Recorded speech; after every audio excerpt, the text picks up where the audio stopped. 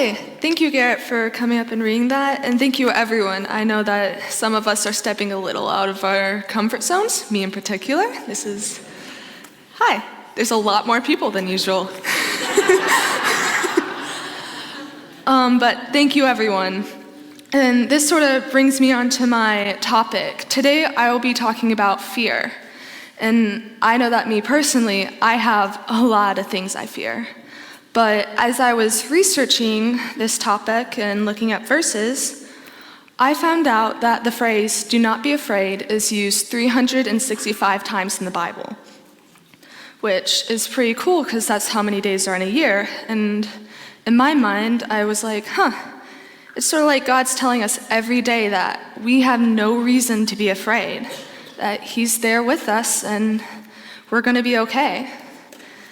And over time, I've been afraid of many things, but one of the things that I've prayed to God about and I've slowly conquered is my fear of heights. When I first went on a roller coaster, I remembered that I gripped my poor friend's mom. It wasn't my mom. It was my friend's mom's hand, and we were like bumping over and all over the place. It was like a wooden roller coaster. I think it was a Timberwolf. I don't know. It wasn't fun. And I was praying over and over, "Dear Heavenly Father, just let me get home. Just let me see my family. Just let everything be okay." And everything was okay. I was terrified, but everything was okay. And I didn't want to do that ever again. But then I went ziplining at one point, and that was sort of fun. For some weird reason, I liked ziplining. So I was like, okay, heights aren't all that bad. I'll work my way up.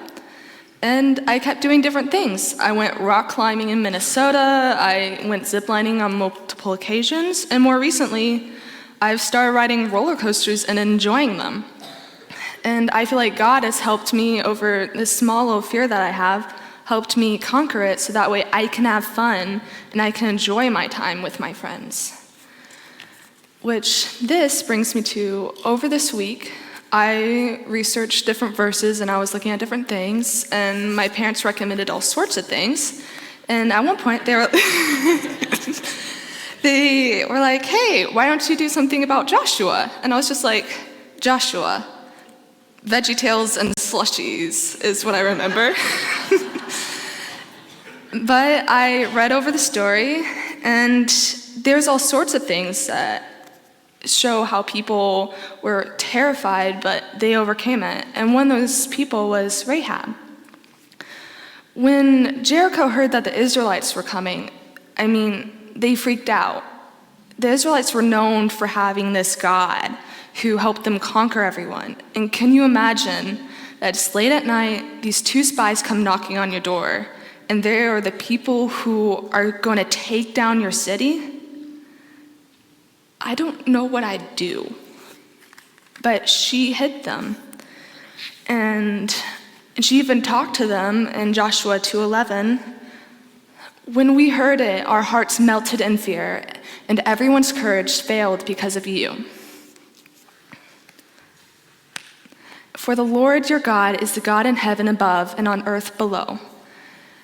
And her whole life, she had lived in Jericho. She only heard stories about their God, yet she knew how powerful He was. And she took her faith and entrusted it into the two spies and their God. She hid them, and she asked for their help for her family to be safe. And she put her full trust in them, even though she was terrified. When the walls came tumbling down, her wall and her faith was still standing. And this leads me to Joshua. I never really thought about Joshua and his bravery until this year in choir. Recently, in our last concert and for these recordings, we sang this song called Joshua and the Battle of Jericho. And as we were learning it, it started off with the basses, and they were singing over and over, "Joshua hit the battle of Jericho," over and over. They're sort of the engine, and it changes every once in a while. But when we were first learning it, us altos and sopranos were just sitting there being bored because the tenors and basses were taking a little while. But McKinney stopped them and was like, no, You need to get this part right before anything else. You need to hit the consonants. You need to make it sound like a battle is happening, like swords are clashing. You need to sound like there's a battle happening underneath the sopranos and altos. And as I was reading over the story of Joshua, a battle was on the horizon. Joshua was probably making these battle plans. He was probably trying to think of how to get the most people into Jericho safely. And that's terrifying. There was going to be a war if he didn't do something. And when he went to God, in Joshua 6:2-5, God told him, "Then the Lord said to Joshua, 'See, I've delivered Jericho into your hands, along with its king and its fighting men. March around the city once with all the armed men. Do this for 6 days. Have 7 priests carry trumpets of the ram's horns in front of the ark on the 7th day. March around the city 7 times with the priests blowing the trumpets. When you hear them sound a long blast on the trumpets, you have the whole army give a loud shout. Then the wall of the city will collapse, and the army will go up and everyone straight in.'"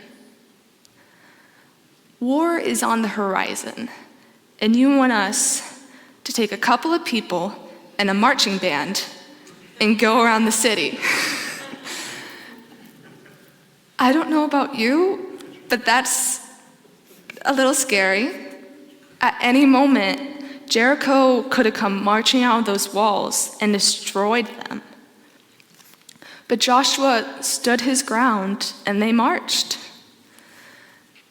And it's amazing what happened. The walls came tumbling down and they went in and took the city. And both Rahab and Joshua, they faced these situations that I could never myself imagine being in.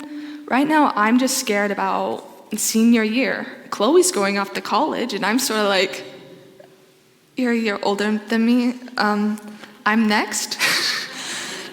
I don't have really anything figured out, and that's terrifying in my mind. But going over these verses and making this message has helped me realize I might not have everything figured out, but God's going to help me.